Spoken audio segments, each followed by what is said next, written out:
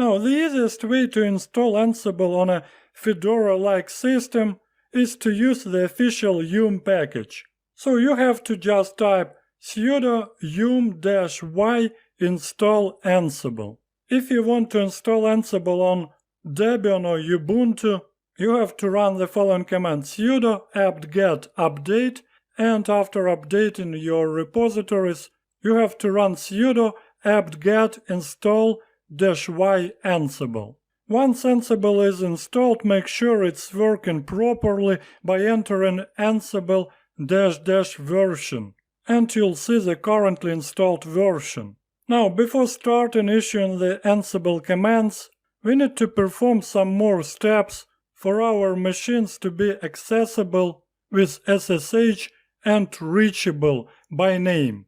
So first of all, we have to edit the hosts file. We have to add the names and their IP addresses to the etc hosts file. Let's open up this file with your favorite editor like Nano or VI and add some hosts to it.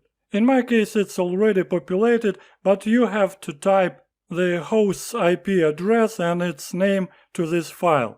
After you complete editing, save the changes and try to pin the host by typing pin and its name. For example, pin db1, and it should be reachable by its name.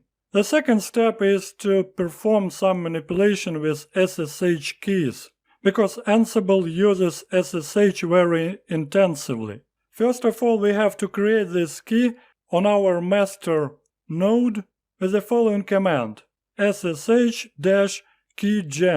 I'll create this key with all the defaults by pressing enter 3 times, and the result should look like this. The public key is now located in your home directory and in the .ssh subdirectory.